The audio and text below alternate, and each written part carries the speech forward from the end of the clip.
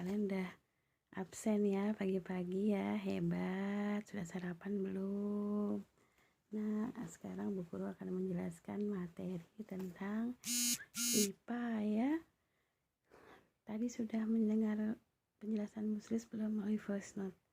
Coba nanti kalian simak baik-baik ya, biar pemahaman kalian dan pengetahuan kalian bertambah banyak tentang pelajaran IPA ini ya.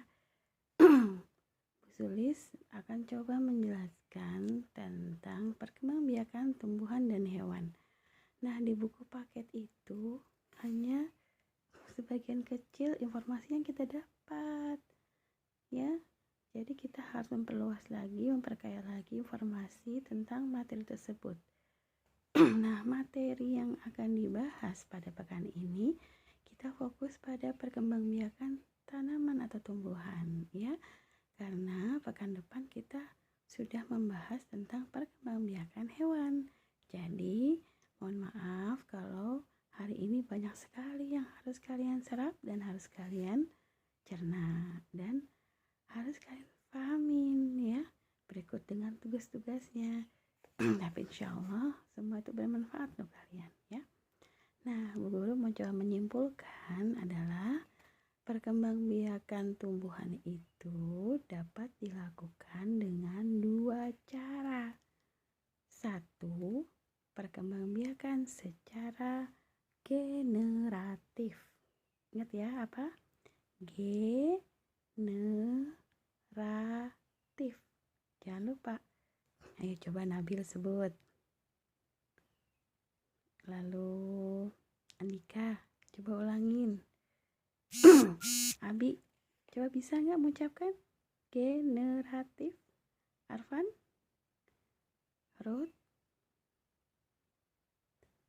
Sabila atau Bella, Ica, siapa lagi ya? Hafiz, Fadil, Fahri, ya, sebagian saja yang bisa sebut ya. Aura, Nabila, coba latihan. Generatif. Satu lagi, vegetatif ya, vegetatif. Nah, ingat hanya ada dua, generatif, vegetatif. Generatif itu adalah perkembangbiakan dengan proses perkawinan ya, perkawinan atau dinamakan seksual. Yang satu, vegetatif, adalah perkembangbiakan tumbuhan secara tidak kawin atau aseksual ya.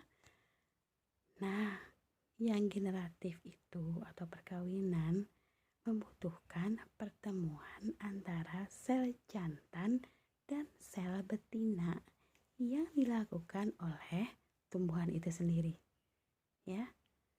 Nah, generatif itu memiliki alat bantu proses penyerbukannya ya. Jadi mereka bisa melakukan penyerbukan dikarenakan ada bantuan, yakni bantuan angin, bantuan air, dan satu lagi bantuan serangga ya. Nah, dengan angin misalnya, jadi karena ada prosesnya angin, kemudian serbuk sari yang ada dalam tanaman itu hingga bisa ke dalam tubuh bunga itu sendiri atau potiknya atau ke tanaman lainnya. Oh iya, proses lupa. Kalau perkembangbiakan generatif itu membutuhkan tadi alat kelaminnya ya, sel kelamin jantan dan sel kelamin betina. Nah, contoh dari tanaman yang memiliki alat lengkap seperti ini adalah tanaman bunga sepatu. Jadi dinamakan tanaman bunga sempurna karena memiliki dua alat kelamin dalam proses apa perkembangbiakannya ya. Sedangkan tanaman lain mungkin membutuhkan cara-cara lain karena tidak lengkap seperti itu ya. Nah, kalau angin tadi sudah ya dijelaskan. Nah, kalau air, misalnya air hujan mengenai serbuk sari. Nah, air yang hujan mengandung serbuk sari kemudian jatuh mengenai kepala putik. Jadi itu juga proses pertumbuhan. Atau misalnya melalui hewan seranganya lebah ya. Dia saat menghisap madu, kakinya menempel benang sari, dan saat terbang ke bunga lain maka benih-benih benang sarinya menempel pada putik dari bunga yang lain ya. Prosesnya panjang ya. Nah, jadi setelah benang sari itu hinggap ke kepala putik, maka masuklah benang sari itu ke bagian bawah bakal buah ya, dan akhirnya dia menjadi biji seperti itu. Oke. Lalu kalau yang perkembangbiakan vegetatif itu dilakukan adalah melalui tanpa sendiri. Jadi dia harus melalui bantuan dari manusia. Jadi vegetatif itu ada yang alami, ada yang buatan. Nah, kalau alami dia bisa melakukan prosesnya sendiri.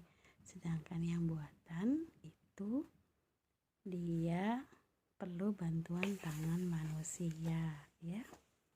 Oke. Baik, Bu Guru akan jelaskan selanjutnya. Nanti jeda dulu ya, sebentar ya.